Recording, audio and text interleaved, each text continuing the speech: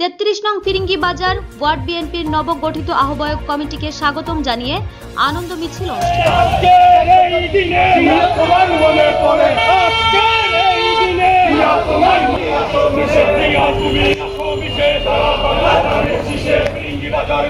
এ সময় উপস্থিত ছিলেন ওয়ার্ড বিএনপির আহ্বায়ক মোহাম্মদ সাদিকুর রহমান রিপন ও সদস্য সচিব জাহেদ আহমেদ।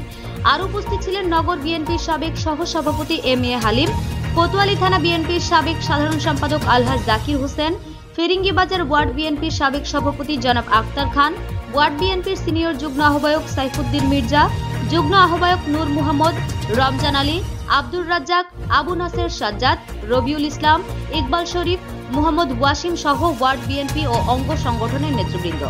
33 নং ফিরিঙ্গি বাজার ওয়ার্ড বিএনপির নবগঠিত আহ্বায়ক কমিটিকে স্বাগতম জানিয়ে আনন্দ মিছিল অনুষ্ঠিত হয়। এ সময় সংক্ষিপ্ত সমাবেশের মধ্য দিয়ে ওয়ার্ড বিএনপির আহ্বায়ক মোহাম্মদ সাদিকুর রহমান রিপনের সভাপতিত্বে ও সদস্য সচিব জাহেদ আহমেদের পরিচালনায় আনন্দ মিছিল করা হয়।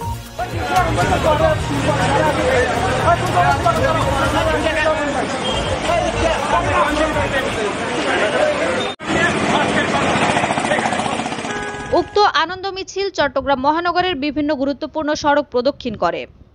বক্তারা বলেন, হাজার হাজার ছাত্র জনতাকে গুম করে খুন করেছে এই স্বৈরাচার আওয়ামী লীগ সরকার। তাই ছাত্র জনতা ঐক্যবদ্ধ হয়ে রাজপথে রক্তের বিনিময়ে এক দফার মাধ্যমে এই স্বৈরাচারিণী খুনি হাসিনা সরকারের পতন ঘটিয়েছে। এখন আমাদের দায়িত্ব এই জনগণের সম্পদ